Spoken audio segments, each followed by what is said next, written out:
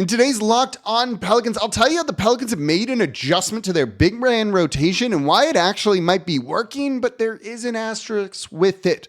Plus, Zion Williamson, still good. It's a Monday episode of Locked On Pelicans. Let's go.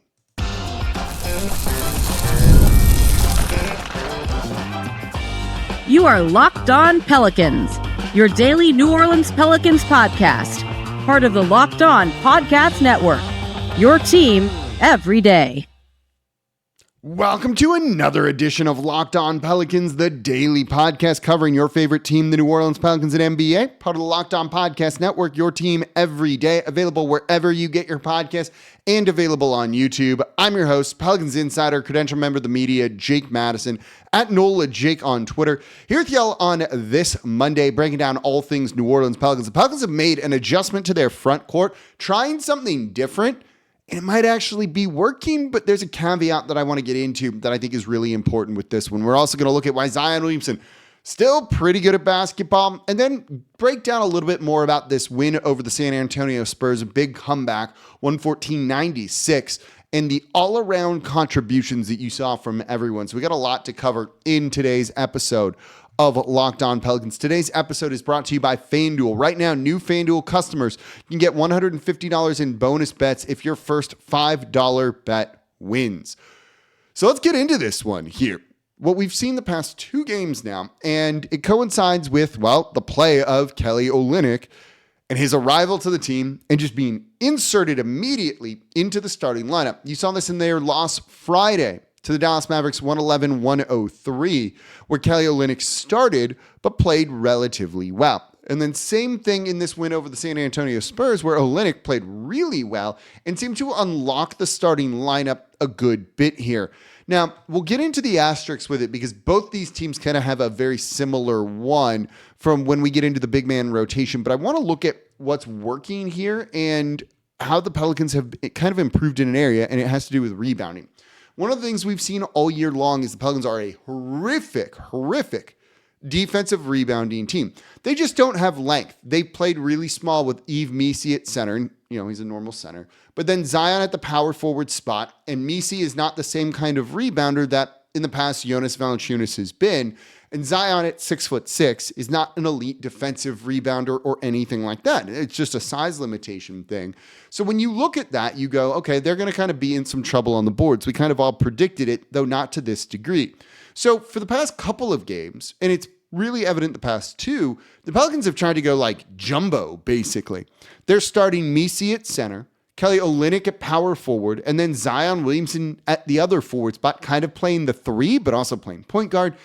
Regardless, the starting lineup the past two games is CJ, Trey, Zion, Kelly Olynyk, and Yves Missi. And it has worked in both of these games. The Pelicans are just basically trying to add height and rebounding to this team that has not had it before. They had tried this with Carlo Makovic in there, where it was Zion, Carlo, and Missi. That didn't work particularly well because of defensive limitations there, which, that kind of checks out and makes sense. But all of a sudden, you add Kelly Olynyk in there, and things seem to be a little bit different.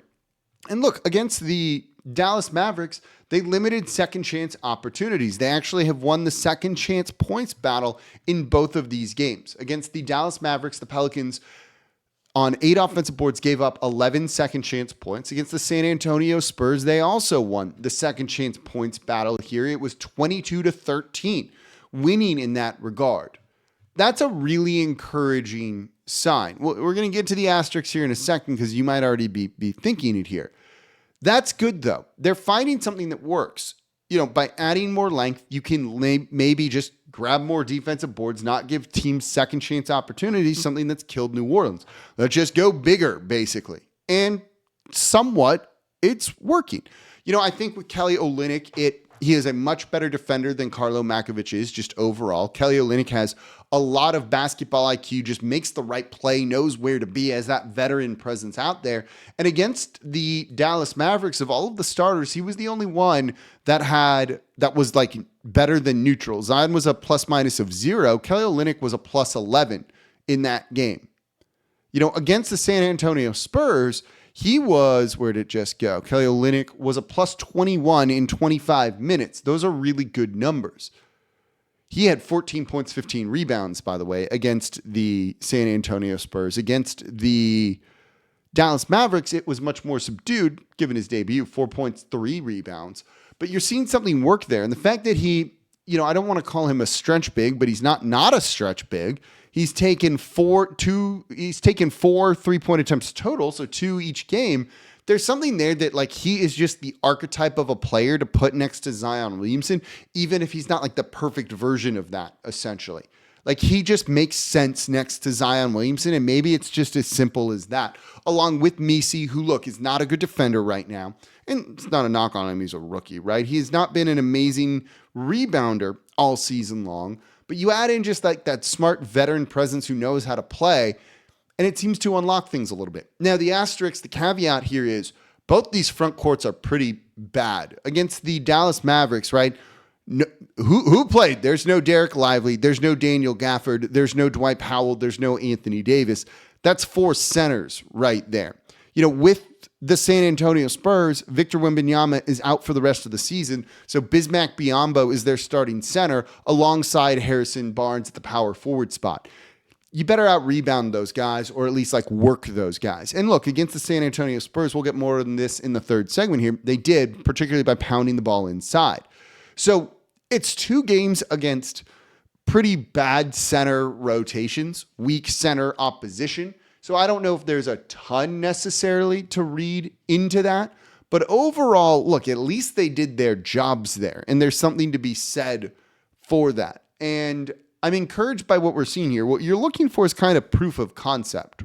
Could you run Zion, Kelly Olynyk, and like Jared Allen? Would that be a good group? Can you get an upgrade over Kelly Olynyk next year and you run Zion, whoever that might be, and Yves Missi? If you can find that other player, you're looking, does that work? Does Zion basically not at the 4 work here? And how does that work? And do you get a proof of concept of it? And then you can go, okay, maybe we only need 1 guard out there on the court, true guard in CJ McCollum, and you run CJ, you run Trey, Zion, and then whatever other 2 bigs make sense, and you don't need to worry about adding a new point guard this offseason. And maybe that's the way to go when it comes to it. But the early returns, it's been very few possessions in 2 games against very subpar competition.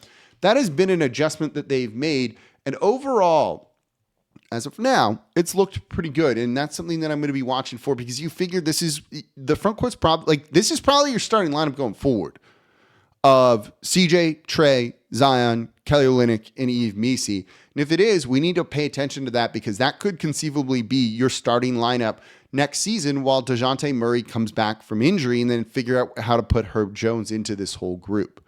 Something to watch going forward as the Pelicans try and start to figure out next season today.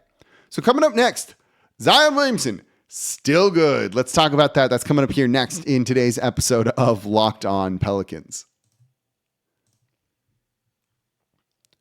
Today's episode of Locked On Pelicans brought to you by DoorDash. NBA fans, get ready. They swoosh, you save thanks to Dash Pass.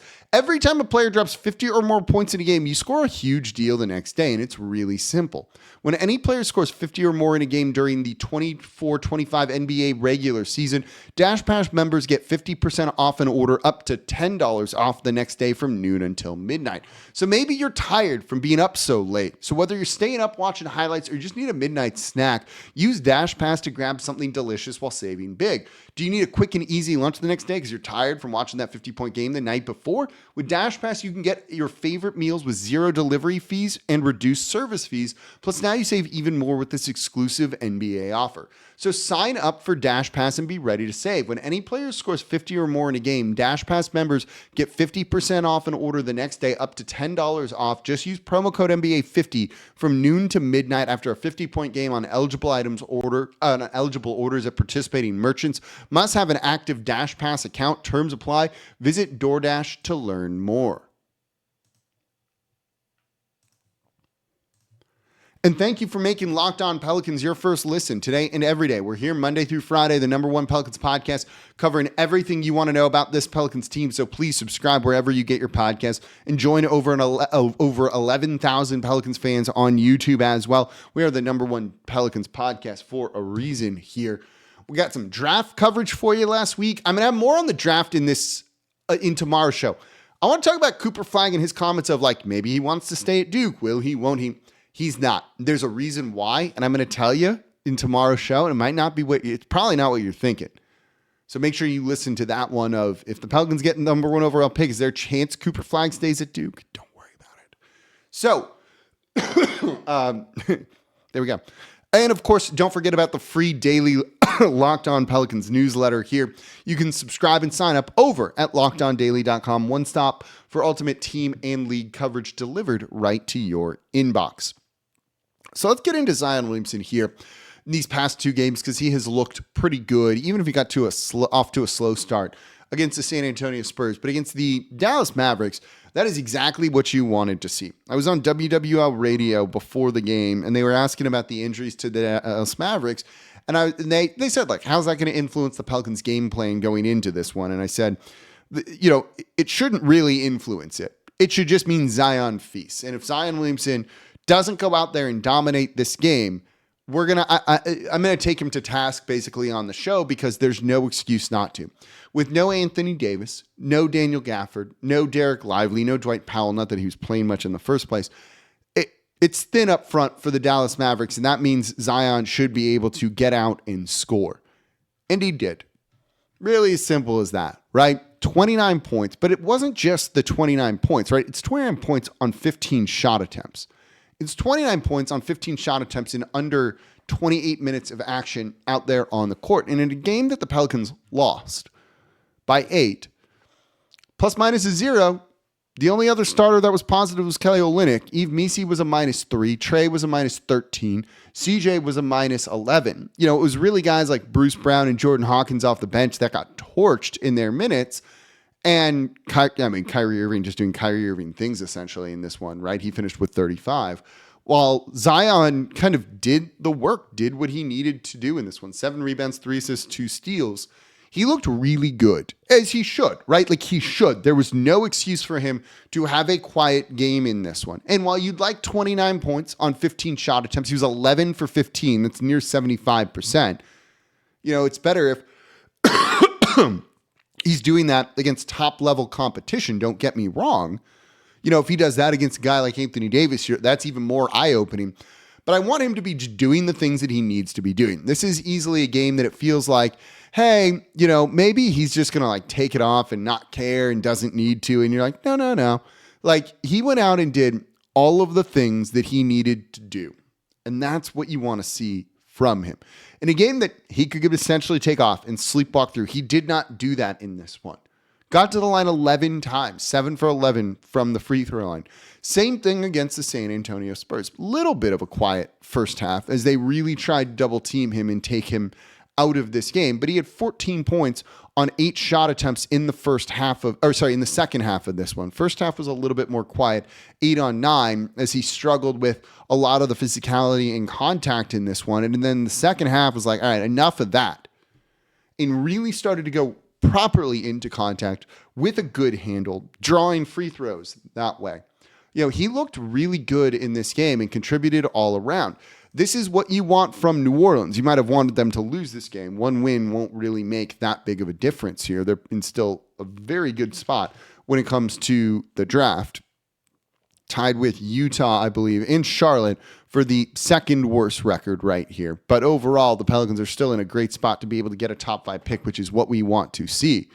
But Zion in the second half against the San Antonio Spurs doing work. 22 points on 17 shot attempts overall. A lot of physicality in this one. 6 of 10 from the free throw line. He had missed 4 straight. That wasn't good. But you saw him rebounding better than he had been in a while in this one and seemed to really be focusing on that in this game, knowing that there was going to be a good opportunity for him to be able to do it. He's not a good rebounder. I don't think he's ever going to be a good rebounder. He can get to above average, but I don't think there's ever going to be a world where you look at him and you're like, that dude is a good, at least defensive. He's an elite offensive rebounder, but when it comes to defensive rebounding, no. But in both of these games, he saw the opportunity to attack the paint and he did so. Points in the paint is not a battle that the Pelicans have been winning regularly in games this season. They beat the Dallas Mavericks 56-36. And they beat the San Antonio Spurs by even more, 58-34. And that really starts with Zion Williamson. Once he started kind of playing downhill in the second half of this game against the San Antonio Spurs, a game where New Orleans trailed by 17 points, they won by 18. Think about that here for a second. They really lit it up. They were down big in that first half and even going into the third quarter and started to just chip away and turn it around. And when this team struggled, it was with Zion Williamson off the court, which is partially by design. They want him on this minutes restriction, but they also want to lose. They know it's in their best interest to do that. 14 points in quarter 2, but in quarters 3 and 4, they ran the Spurs out. They won the third quarter 35-26. They won the fourth quarter 39-17 as the Spurs just looked done. When I watched the San Antonio Spurs game, and right after I did, I went on Fox 8. You can hear it on the final play on Sunday night if you're, it's probably going on about now, so maybe not. You can watch it from yesterday, basically, as I'm recording this. It's it's just going live probably. The Pelicans wanted this game more. They wanted this game more, particularly in the second half. They looked done. It was an awful, awful first half for them. And they looked like we were basically going to be like, cool, they gave up in this one. It's, this show would have been like, oh, it's good for the tanking. Let's talk more about Cooper Flag and all of that. And then they came out and simply wanted it more. This team doesn't like losing. And I like that they don't like losing. And so Zion, I think, is fed up with losing too. He was frustrated with the refs in the first half and really came out aggressive in the second half and was like, I got this. Let me go and do it. And then he went out and he did the thing. This is important because, look, they're going to keep building around him next year. I think they will listen to offers for him this offseason, but I don't think they're going to particularly get anything that they want that makes them make a big move, though it could be smart. And it also might depend on what happens in the draft lottery. If you end up with Cooper Flag or, someone else that you feel can be that number one guy on a team, maybe it is time to kind of pivot to a rebuild. And we'll talk more about that, probably this week or next week too, because I do think there is a world where you can see a clear path to a rebuild while keeping certain players like Trey and Herb on this team and building around whoever you ends up being that you draft, and Trey Murphy too, because I think he would then have an even bigger role on this roster. But right now, Zion's showing okay, he's still a special player and maybe you need to keep trying to build around him. It's getting limited minutes, but one of the things that I keep coming back to, and you saw it in this game too, you saw it against Dallas as well, he's playing good defense. I was talking to David Grubb before the game and we were kind of just talking who's the best on-ball defender on the team playing today? On the team playing today, who's the best on-ball defender right now? So no Herb Jones, no DeJounte Murray, who is not good defensively this season. Who's the best on-ball defender right now? And I said, honestly, it might be Zion. It might be Zion as the best on-ball one-on-one defender right now. He's looking pretty good. I think you would also maybe try and point to Bruce Brown by default and kind of reputation alone, even if that's probably not what he is. But it might be Zion Williamson right now. If you're looking for things to be different from Zion, he has never been this committed on the defensive side of the ball, ever. And you're seeing him make plays there. You're seeing him hustle on that side of the ball more. That says something, right? If the book on him is he's lazy, he doesn't care, he doesn't try, he's not going to try on defense, right? You know, that's not where the glory is for the most part. But he is. And that does say something about where he's at conditioning-wise and mentally, too. And also probably has to do with them keeping his minutes lower. You can expend that energy more greater in the time that you're on the court because, there's just more rest for you there. And you won't need it for 36 minutes if that's what you got. Something to just keep an eye on going forward. But he's still looking pretty good. And I think he's reminding a lot of people around the league of oh, yeah, it's Zion. He's special. Which makes this whole thing more maddening if he ends up getting hurt or ends up reverting to some of the bad habits and stuff like that as well. So coming up here next, let's talk about a couple other big contributors in this game here. Trey Murphy impacting the game in a way when his shot wasn't falling. I want to look at Jose Alvarado as well. Let's talk about that. That's coming up here next in today's episode of Locked On Pelicans. Today's episode of Locked On Pelicans is brought to you by FanDuel. When the game tips off, the NBA action is just getting started, and there's no better place to get in on it than FanDuel, America's #1 sportsbook.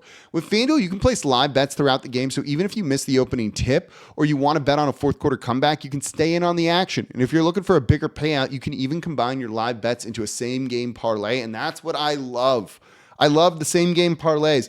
Give me the spread, the over, or maybe the under, depending on the Pelicans' offense that night. But in the second half, when you could feel the momentum shifting here, you could have gotten the Pelicans at really good odds just to win the game outright on the adjusted money line while they were down. Knowing that the comeback was happening there, you would have won a bunch of money. So I love the live betting feature because it keeps every moment of the game exciting. And the app is super easy to use. And when you win, you get paid instantly. So right now, new FanDuel customers can get $150 in bonus bets if your first $5 bet wins. Just visit FanDuel.com to join today. That's FanDuel.com for your shot at $150 in bonus bets. Make every moment more with FanDuel, the official sports betting partner of the NBA. And thank you for making Locked On Pelicans your first listen today and every day. We're here Monday through Friday, the #1 Pelicans podcast, covering everything you want to know about this Pelicans team. So please subscribe wherever you get your podcasts and join over 11,000 Pelicans fans on YouTube as well. And become an everydayer. That means you listen Monday through Friday to Locked On Pelicans. And if you're an everydayer, let me know in the comments down below. So for your second listen, the coaching staff coming fully together, it feels like, for the New Orleans Saints here.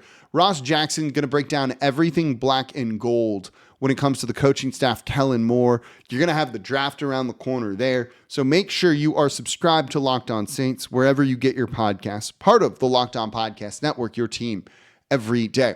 So let's talk about this win over the San Antonio Spurs. Let's focus on that one. It's more fun to talk about wins. 114-96 here.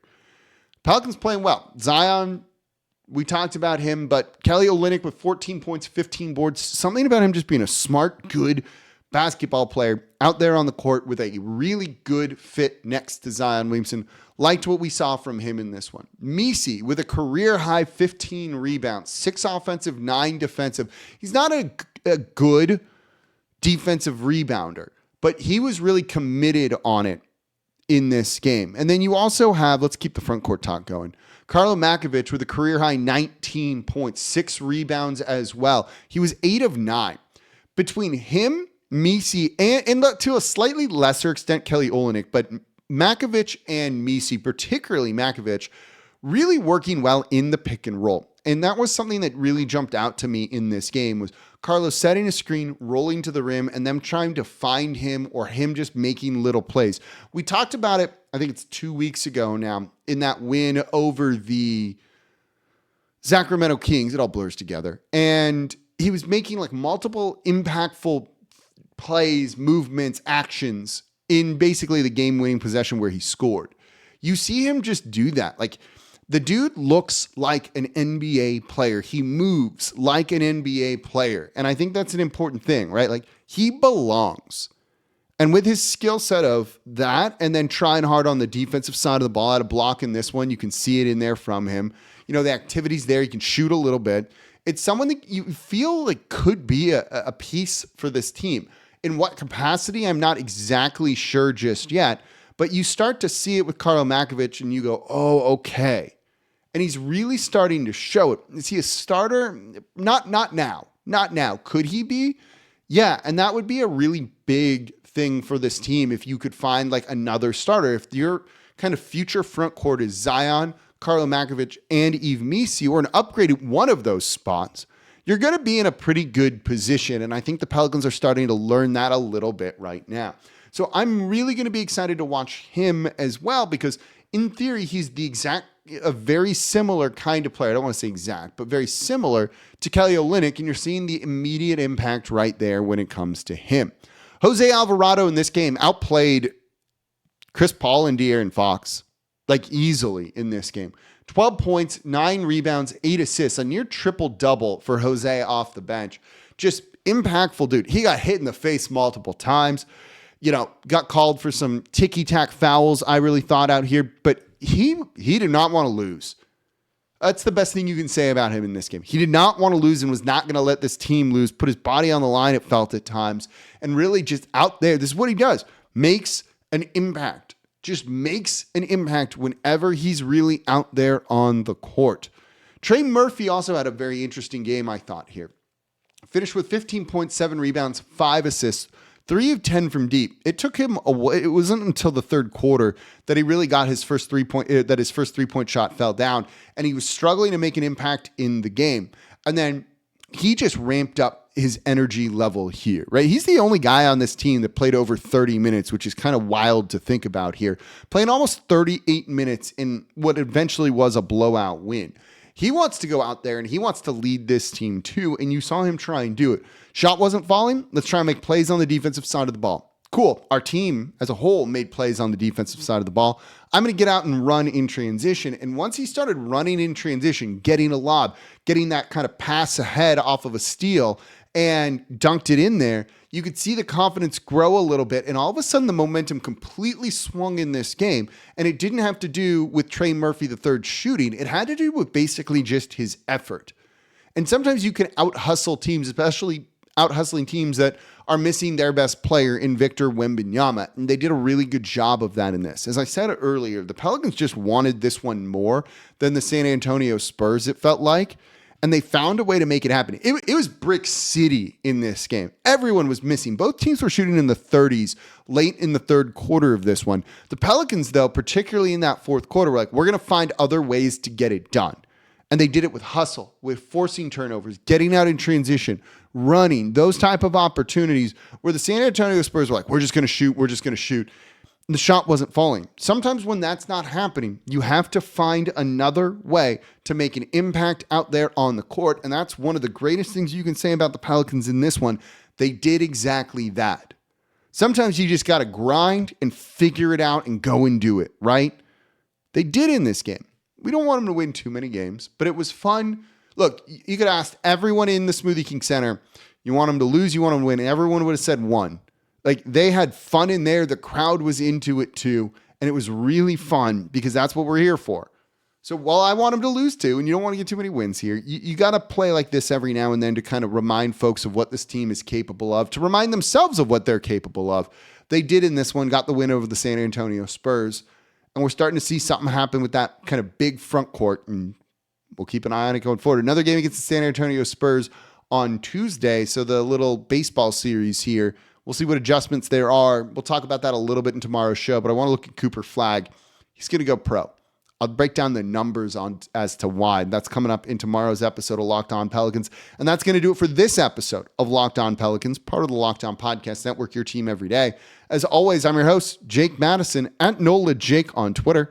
I'll be back with y'all tomorrow to talk a little bit draft.